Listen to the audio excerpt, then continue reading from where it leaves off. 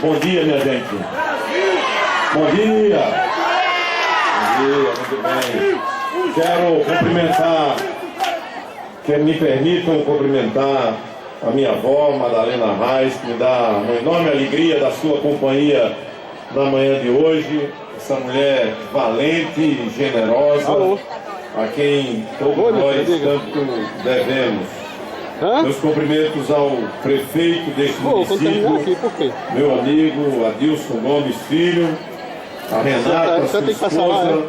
Meus cumprimentos também ao vice-prefeito Sancler Costa, dona Neide, sua esposa, ao superintendente nacional da Rede de Atendimento do Nordeste da Caixa, Gilberto Occhi, ao superintendente regional da Caixa Recife, Dr. Paulo Neri, à secretária Laura Gomes, ao deputado estadual Ricardo Costa, meu caro Adenilson Bezerra, presidente da Câmara de Moreno, em nome de quem cumprimento a todos os Barbosa, em nome de quem cumprimento a todos os vereadores e vereadoras, e um cumprimento também ao vereador Carlos Costa, autor do projeto de lei que deu o nome a esse conjunto, governador Miguel Arraes.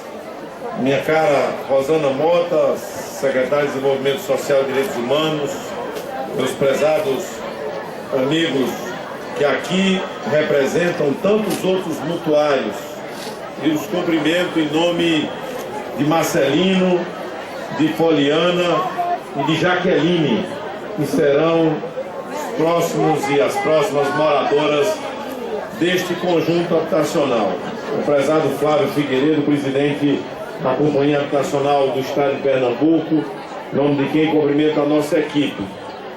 Meus amigos e amigas, inaugurar um conjunto habitacional sempre é motivo de uma grande alegria, porque a gente sabe o quanto é importante a gente poder concretizar o sonho da casa própria. Eu perguntei aqui aos que estão recebendo as chaves em nome de todos, e os aluguéis variavam de 200 a 100 reais. E a gente sabe que o aluguel é o dinheiro mais mal pago do mundo. A gente paga hoje mesmo está devendo. A gente sabe a luta que é de muitas mães de família, juntando dinheiro o mês inteiro, muitas vezes escondendo dos maridos, para poder ter o dinheiro certo do aluguel no final do mês. Essa é uma luta ainda de milhões e milhões de brasileiros. Nós temos em Pernambuco ainda, entre pessoas que moram em situação indevida, em área de risco, na margem de rios e de córrego, em palafitas, em casas muitas vezes de papelão, de tábua, de zinco. Nós temos no mundo rural e nas cidades algo em torno de 400 mil famílias morando de maneira precária ou sem casa. Quando você soma os que não têm casa de jeito nenhum, que mora com a sogra, mora com a mãe, que mora muitas vezes dividindo uma casa com gente da família, essa é uma realidade de 400 mil pessoas, famílias dentro do nosso estado. É um número muito forte. Nesses últimos anos, do nosso governo, nós estamos trabalhando para 120 mil casas serem feitas em parceria com o governo federal, sobretudo com o programa Minha Casa Minha Vida, iniciado ainda no governo do presidente Lula e sequenciado pela presidenta Dilma. Um programa que está no Brasil nesse instante, levando a habitação, já levou para mais de 1.300.000 famílias e já contratados mais de 2 milhões de unidades de casas espalhadas pelo Brasil inteiro. Dessas 1.300.000 casas, mais de 80 mil estão sendo feitas em Pernambuco. Dessas 80 mil, mais de 15 mil mais de 15 mil, e 15 mil é uma cidade muito grande, você considerar 15 mil casas, 4, 5 pessoas por casa, estamos falando de uma cidade de 60, 70, 80 mil pessoas. A gente, que é a cidade de Moreno, praticamente, dessas 15 mil, estão sendo feitas como esse conjunto, que é exatamente obras da reconstrução das enchentes que vitimaram a Zona da Mata, parte do Agreste e a região metropolitana. Aqui em Moreno, em Jaboatão, em Camaragibe. Muitas famílias da cheia de 2005 estão ganhando sua casa hoje. Outras famílias da cheia de 2010, das enchentes de 2010, que há um só tempo a gente está atuando no sentido de dar e propiciar o acesso à casa própria das famílias que perderam sua habitação ou que estavam penduradas nas ladeiras dos morros, em lugares de risco, que quando chove fica todo mundo apavorado, com medo que uma ladeira daquela, uma barreira daquela desarme, desmonte e morra pessoas, como a gente assiste na televisão e ouve no rádio, muitas vezes em tempo de inverno. A gente teve a oportunidade de já entregar cerca de 3 mil casas da reconstrução. E hoje, neste conjunto que leva o nome do meu avô, de um homem que governou esse estado e fez sempre na direção dos que mais precisam, a gente está largando para nesses 90 dias, de hoje até dia 30 de agosto, ao lado da Caixa Econômica e do governo federal, ao lado de diversos municípios, vamos entregar 7 mil casas só na reconstrução, fazendo e totalizando um número de 10 mil casas, que é o maior conjunto de obras de reconstrução já entregue em qualquer território que já houve a proporção de desastre como houve aqui em 2010. Se procurarmos outras áreas no Brasil que passaram pela mesma dor e constrangimento que nós passamos, quando vimos 80 mil pessoas desabrigadas, quando vimos as águas descerem com força, arrancando casas, destruindo lares que levaram anos para ser construído pela força do povo. A gente está já entregando os 5 hospitais, dezenas e dezenas de escolas, dezenas e dezenas de pontes, dezenas e dezenas de quilômetros de estrada. Reconstruímos abastecimento d'água que era dos municípios que não tinham dinheiro para fazê-lo. Fizemos com que os estudantes não perdessem o ano letivo e estamos entregando hoje em Moreno as 500 casas do conjunto Miguel Arraes, que vão tirar do aluguel, do medo das barreiras, do medo das chuvas, a vida de muitas pessoas, pessoas que há muitos anos sonhavam com essa morada. Dizer que para mim é uma alegria ver a homenagem ser prestada a muitas pessoas do povo, muitas pessoas de Moreno que vão dar nome a essa rua, a essas ruas, mas também a alegria de ver a homenagem a Dr. Arraes, aos mais novos que podem não conhecê-lo tão bem quanto nós da nossa idade. Eu preciso dizer que Dr. Arraes foi prefeito do Recife, foi deputado estadual e governador do estado, e toda a sua vida esteve ao lado da luta pela moradia.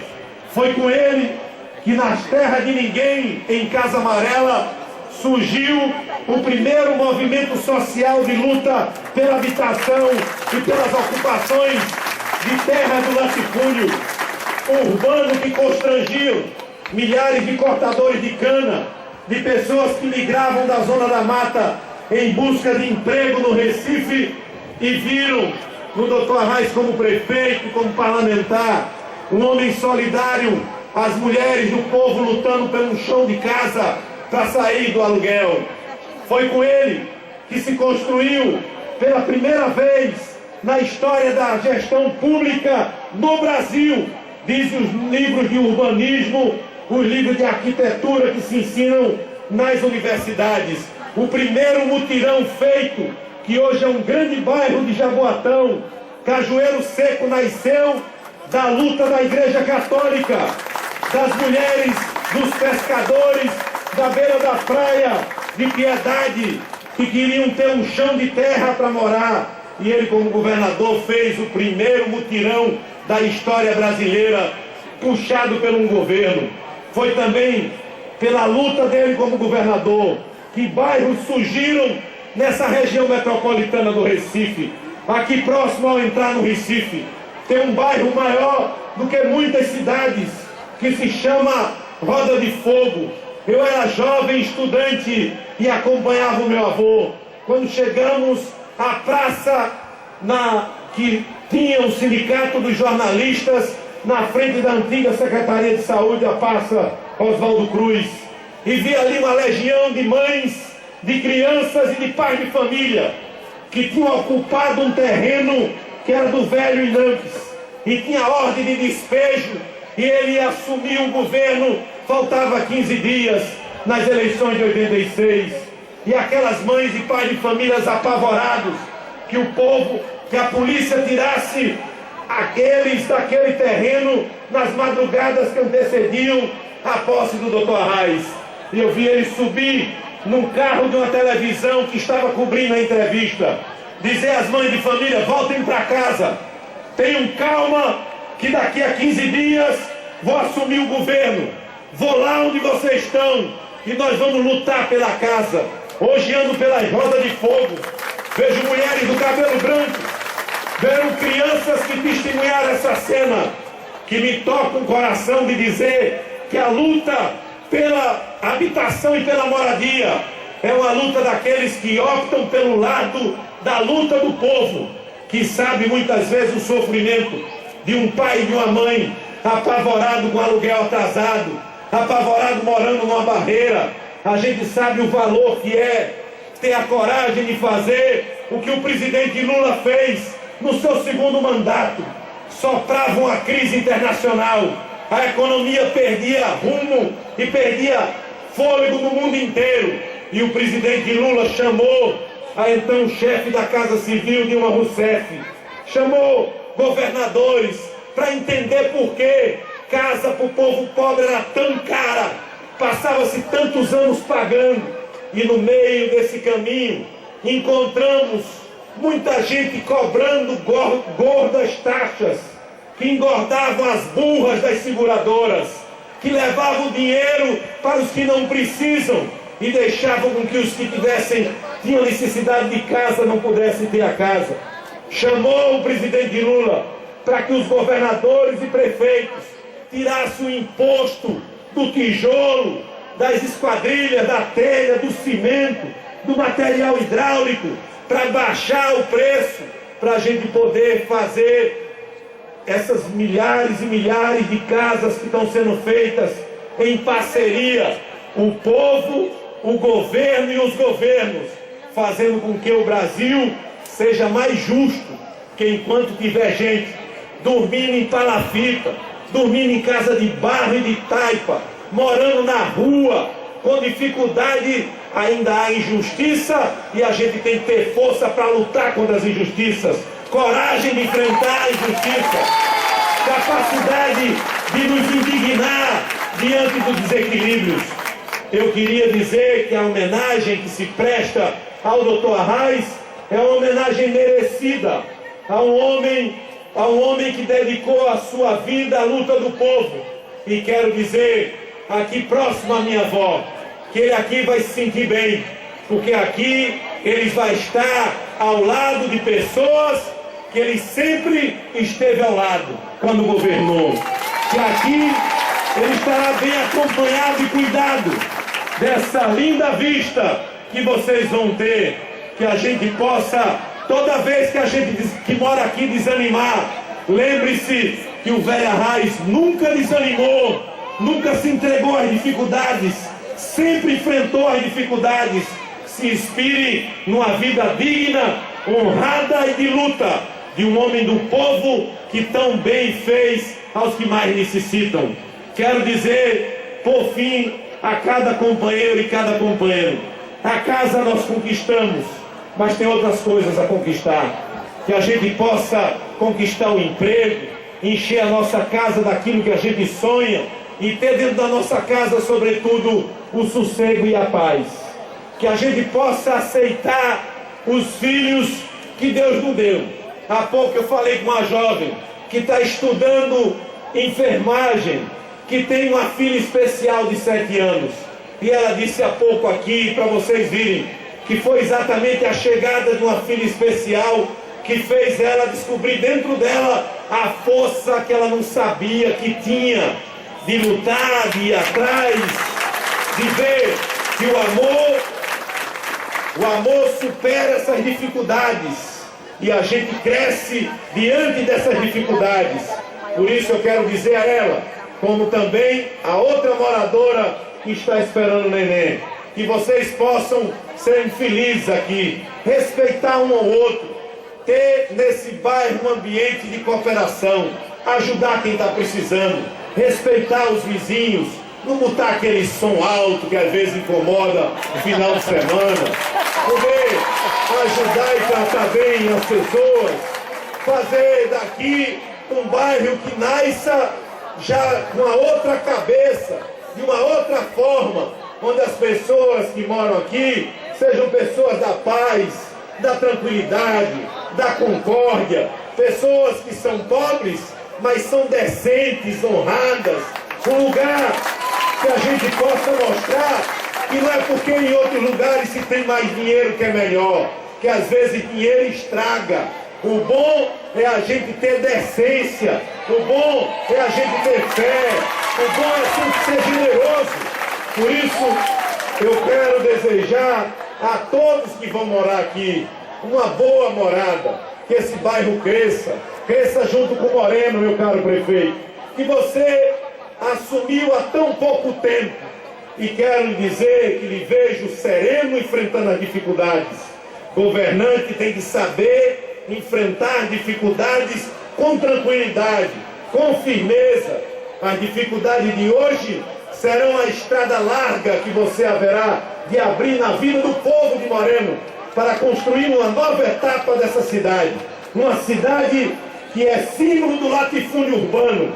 Quem mora em Moreno e vive aqui sabe quanto custa um chão de casa aqui, quanto custa um aluguel, porque Moreno ainda tem uma família que é dona de quase todo lugar, do cemitério, das escolas, dos bairros.